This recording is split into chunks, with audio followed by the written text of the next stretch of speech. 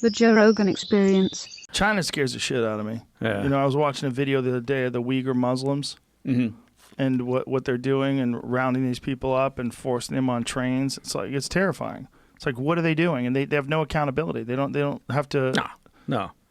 Xi literally has set himself up. We talk about Putin as setting himself as president for life, but Xi literally has set himself up as president for life. Now, if the Chinese economy goes sideways in a big way, all bets are off, right? And he may not be as stable as he's been thinking, but he's spent years now strengthening and building up the intel apparatus within China, for his own purposes.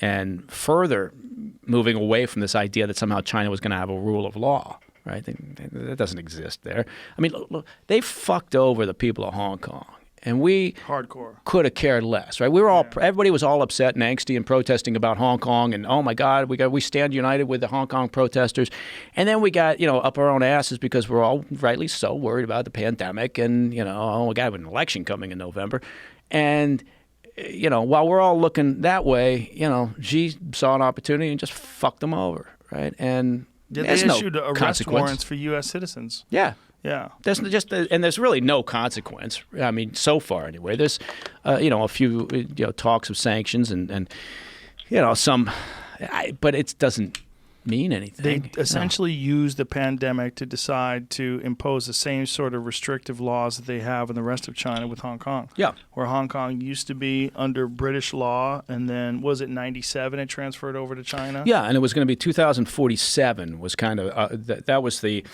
playing field they had in Hong Kong up until 2047. What kind of goofy-ass deal did they negotiate where they gave it up in 97? It's so stupid. Well, I mean, they ruined.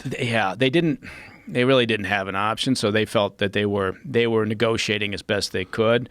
There was a sense, I think, at the time that, look, we either do this and guarantee some runway for the people of Hong Kong with some pseudo-democracy, or China's just going to say, fuck you, get the hell out, and it's ours. I don't think China would have done that because, look, they need Hong Kong as a legitimate financial capital, right? But I think what's going to happen now, given what they've just recently done, is they're going to turn Hong Kong at best into a pass-through for hard currency, basically. And you're going to see a lot of people moving out, not just expats and financial institutions. You're going to see a lot of the more successful and educated Hong Kong citizens who are running businesses there, who have been running businesses there, saying, fuck it, it's not worth it. Yeah. And so, I think the Chinese Chinese regime, I think, has probably fucked themselves over in a way, but it's just an indication of Xi's mindset, right? He doesn't really care, right? And it's just like their buildup of military capabilities in the South Pacific, their work in cyber activity, they're continuing hoovering up intellectual property. It's not going to stop them, I mean, now, if it's better that we do make an effort, it's better that we do, put sanctions on them for a variety of reasons, including the Uyghurs. But will it change overall? Will it change their behavior? Probably not. It's so weird. It's so weird to watch it happen. It's something that people weren't really terrified of 10 years ago. They weren't worried about China taking over the world. No. But now it seems like it's a real possibility. Yeah, and in fact, it wasn't that they weren't worried about it. They were looking at China like, it's a great marketplace. This is where we need to be now. And you could argue the tech companies still do that, right? Yeah. The tech companies, they don't look at China as a threat to national security. They look at China as an opportunity, right? And they always have. So that explains in part, sort of their behavior towards the Chinese regime. But yeah, make no doubt about it. Xi's got his eyes set on being at the top of the food chain. Yeah. So, we can either deal with it or we can pretend it doesn't exist. You think they're going to ban more companies the same way they banned Huawei? Well, it depends on what happens in November, right? I guarantee you the Chinese government would like to see Biden win. Really? And oh yeah, absolutely. I mean, if as would for their own reasons. I think, and this is people who subscribe to the Trump as Putin's puppet will scoff at this idea. But look, the Russians, I think, would prefer to see Biden win as well, right? I mean, they can get back to business as usual, probably ease up on the sanctions. The left, the hard left anyway, has been very successful over the years at this Russian narrative, right? Mm-hmm. And fine, it worked for them. They'd spent 3 years in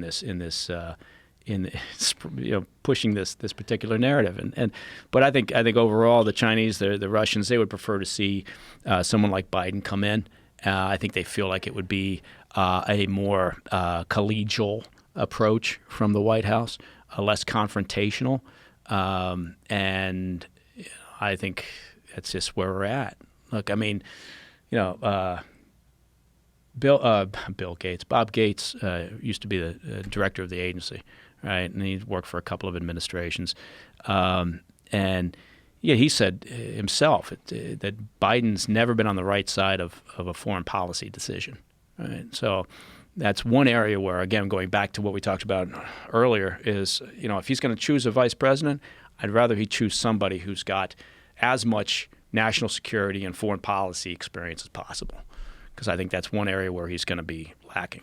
Even though he says, I've worked in foreign policy all my life. It doesn't mean anything. Just because you were there doesn't mean you've got good judgment or, right. Anyway. What do I know? Do you think that the policies that Trump's put in place for China are actually beneficial to the United States? Do you think it's a good step? Yeah, I do. Because it's put him on the back, China, it's put him on the back foot, right? That's not a bad thing. Made them a little less sure about what they're doing. They've had to think about things a little bit more. They have sanctions. The sanctions. I wish that we would sanction them hard for the Uyghurs. I wish we would sanction them very hard for what they've done in Hong Kong. I'd like to see that happen. I think what we're seeing now, though, is obviously the pandemic has deflected a lot of attention, and also the closer you get to any presidential election, the less shit gets done.